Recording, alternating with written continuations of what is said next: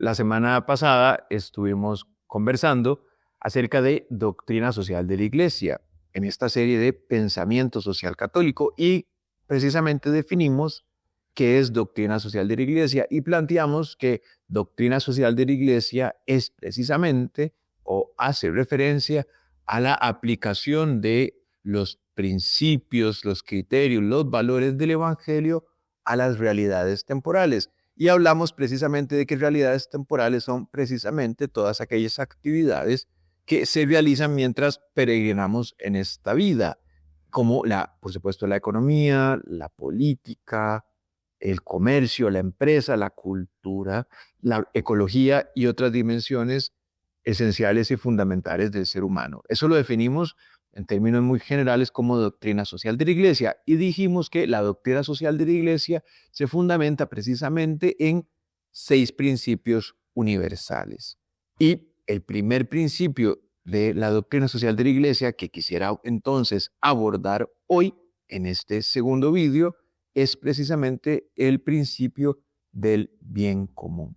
¿Qué podríamos decir que es el principio fundante de los demás principios de la doctrina social de la Iglesia? Estará, por supuesto, íntimamente relacionado con el principio del bien común. Pero, en definitiva, podríamos decir que el principio del bien común es, en todo caso, fundante de los demás principios, porque el bien común apunta ciertamente a la naturaleza social del hombre. Ya hablaremos de esto, porque primero, antes de dar una definición de bien común, aunque ya hemos hablado acerca de su importancia, pero antes de dar una definición, quisiera que conversemos brevemente sobre precisamente la cuestión de la sociedad. Y es que habría que recordar aquella famosa frase o sentencia de Aristóteles, el gran pensador de la Grecia antigua, de la Grecia clásica, que decía, Aristóteles decía muchas cosas muy importantes, ciertamente, pero decía, entre otras cosas, que el hombre es un animal político. Esto es, el hombre es un animal de la polis. De hecho, la palabra política viene del término griego polis. Y la polis es precisamente la ciudad-estado de la antigua Grecia. Entonces, claro, cuando Aristóteles dice que el hombre es un animal político, está diciendo que el hombre es un ser social. Así lo entenderíamos en este tiempo. Y esto entonces hace referencia a una realidad esencial del ser humano, que el ser humano es, por un lado, persona, es individuo, es ante todo persona, pero su existencia no se agota ahí, su existencia no culmina en su ser persona, sino que es por naturaleza un ser relacional, un ser social. Si ustedes se ponen a pensar un poco en esto, vamos a darnos cuenta que la estructura corpórea del ser humano está hecha claramente para el encuentro. Los ojos, la boca, la audición, las manos, los brazos, en general los sentidos tienen una razón de ser y es en el encuentro con el prójimo. El ser humano, por tanto, podemos decir que en su naturaleza, por Dios, ha sido creado para el encuentro. El ser humano, insisto, no se agota en sí mismo, sino que tiene una clara vocación de encuentro con el prójimo. Y entonces en esto radica precisamente su naturaleza social. Y es en esta realidad social en donde el hombre, el ser humano, logra su existencia plena. Porque la existencia plena, lo que Aristóteles llamaría vida buena o eudaimonía, es decir, la vida buena, se logra no solo no individualmente, sino que se logra necesariamente a través de la cooperación social. Entonces, la cooperación social no es una opción para el ser humano, sino que es una necesidad propia de su existencia. El ser humano, por un lado, cuando entra en sociedad, está respondiendo a una necesidad propia porque el ser humano es un ser incompleto, podríamos decir, necesita de otros, pero al mismo tiempo encuentra su perfección en el encuentro con el otro. El ser humano, por tanto, para lograr la plenitud de su existencia, necesita cooperar, entrar en contacto con otros, relacionarse con otros, vivir la amistad social, podríamos decir. Porque en todo caso, recordemos que desde una perspectiva filosófica, la sociedad es una realidad existente. La sociedad no es, como diría, por ejemplo, Margaret Thatcher, quien fuese primer ministra en Inglaterra en el siglo pasado, diría que la sociedad no existe. Bueno, nosotros no coincidimos con esta perspectiva. Nosotros creemos que existen las personas y existe la sociedad. La sociedad es una dimensión real de la vida humana. Para ponerlo en términos filosóficos, diríamos que la sociedad es un accidente ontológico, un accidente metafísico. Esto nada más lo menciono si alguien quisiera estudiarlo. Pero en todo caso, lo importante es tener claridad de que sí, en efecto, la sociedad no existe sin las personas, pero existe una realidad que es supraindividual, suprapersonal, es decir, que es más amplia, que es más grande que las personas, y esto es lo que llamamos sociedad, que como hemos dicho, existe y es real. No es una pura ficción, sino que la sociedad existe. Y no es secundaria para el ser humano, es fundamental. Porque ya dijimos, y en esto vuelvo a insistir, la cooperación social es indispensable para que el ser humano logre la plenitud de vida. Y entonces, aquí ya podemos entonces entrar a plantear la cuestión del bien común, porque precisamente el bien común es esta realidad que se produce, que se construye a través de la cooperación social. Bien dice aquel dicho que la unión hace la fuerza. Podríamos parafrasear este dicho diciendo hoy que la unión hace el bien común. La unión hace la fuerza, es decir, la unión hace el bien común, posibilita el bien común. Bien, y esto se alcanza nuevamente solo en la vida social. Bien, el compendio de la doctrina social de la Iglesia en su numeral 164 nos da una definición del bien común a la que quisiera referirme expresamente porque nos da una visión práctica de esta idea del bien común. Dice en el numeral 164, dice, por bien común se entiende el conjunto de condiciones de la vida social que hacen posible, muy importante, a las asociaciones, es decir, a las familias, a los grupos vecinales, a los grupos de trabajadores, etcétera, y a cada uno de sus miembros el logro más pleno y más fácil de la propia perfección. Es decir, el bien común, por tanto, lo que hace es permitir que el ser humano, hacer posible que el ser humano alcance con más facilidad y con más determinación su propia perfección. Porque claro, el ser humano, como hemos dicho, por un lado necesita del prójimo, necesita de la cooperación social, pero por otro lado, ciertamente se perfecciona en ella. Entonces, esta es una definición de bien común como el conjunto de condiciones que hacen posible a las asociaciones y personas el logro de su perfección. Bien, entonces quisiera mencionar algunos aspectos adicionales sobre el bien común.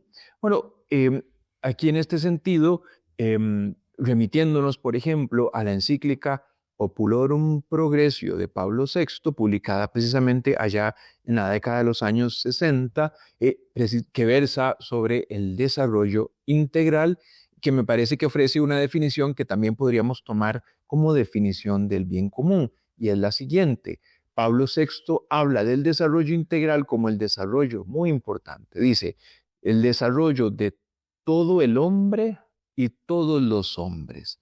El desarrollo integral, esto es, el bien común, se alcanza a través del desarrollo de todo el hombre, es decir, no solo sus necesidades materiales, no solo el hecho de tener un techo sobre su cabeza, cosa que por supuesto es esencial, pero las necesidades humanas no se agotan ahí, sino que el ser humano es un ser complejo que tiene necesidades mucho más allá de las materiales. Entonces, el desarrollo del ser humano, el desarrollo integral, el bien común del ser humano se alcanza en el desarrollo de todo el hombre y de todos los hombres. Y este es el otro elemento sumamente importante, porque no es solo el desarrollo del individuo, sino que el bien común debe alcanzar a todos.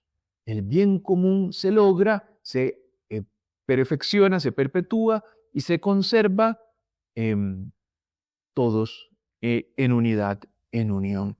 El bien común no es una realidad de la cual yo pueda extraer mi porción de bien común, sino que el bien común se preserva en la unidad. Entonces, bien común es el desarrollo de todo el hombre y de todos los hombres. Luego hay una segunda definición o una segunda analogía de bien común que quisiera compartirles, y es una que también viene citada en el compendio de Doctrina Social de la Iglesia, pero esta es una cita del Papa Pío XI, que en su encíclica Quadragésimo Anno del año 1931 relaciona bien común con justicia social. Dice así Pío XI en su encíclica social, dice, es necesario que es necesario que la partición de los bienes creados se revoque y se ajuste a las normas del bien común o la justicia social. Es decir, el Papa Pío XI asocia bien común con justicia social, pues cualquier persona sensata ve cuán gravísimo trastorno acarrea consigo esta enorme diferencia actual entre unos pocos cargados de fabulosas riquezas y la incontable multitud de necesitados. Es decir, para alcanzar el bien común, según esta definición del Papa Pío XI, es necesario promover una mayor justicia social, que la entendemos como una mejor repartición de los bienes de la creación. Porque Dios ha querido dar la creación no a unos pocos, sino a todos sus hijos. Por lo tanto, claro, no podemos alcanzar el bien común mientras sigan persistiendo estas dinámicas de inequidad social, en donde muchos tienen muy poco, y aquí no estamos hablando de materialismo, estamos hablando de las condiciones elementales de vida. Muchos tienen muy poco y pocos tienen mucho. Y entonces también podemos relacionar bien común con la dimensión de la justicia social.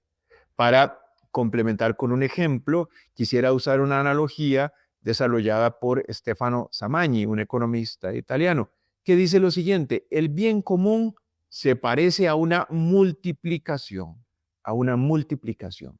¿Cuál es la característica de la multiplicación? Claro, en una multiplicación, para que dé algún resultado positivo, por ejemplo, todos los factores, parte de la multiplicación, tienen que ser distintos a cero, ¿verdad? Y entonces, si alguno de los factores es cero, el resultado total da cero. Esto pasa con el bien común. Si alguien es totalmente desposeído, si alguien está fuera de la vida en sociedad, entonces, claro, entendemos que ahí no hay bien común, porque alguien no tiene lo elemental para su vida humana. Y entonces, claro, el bien común exige que sea el bien de todos. No podemos dejar a nadie por fuera, porque si dejamos a alguien por fuera, entonces no existe el bien común. El bien común demanda de que se incluya a todos. Y una última idea que quisiera compartir sobre el bien común hace precisamente referencia a el magisterio del Papa Francisco, porque él en su encíclica Laudato Si, encíclica del año 2015, que de hecho celebramos 10 años de su promulgación, nos dice, nos plantea que el bien común está intrínsecamente relacionado con el cuidado de la casa común, es decir, el ambiente.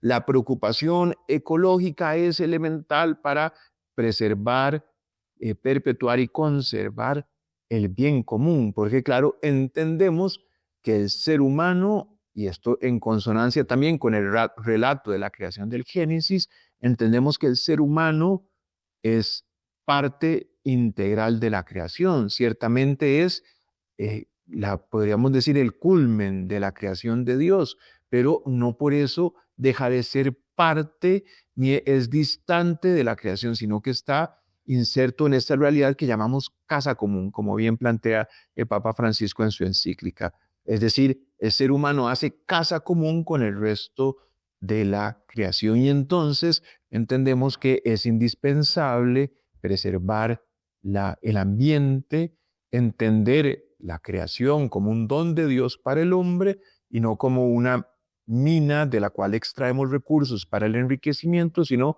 tener una recta comprensión de la creación, de los bienes creados y dados por Dios, no para unos pocos, como dijimos, sino para todos sus hijos, según el principio del destino universal de los bienes, que veremos en otro video.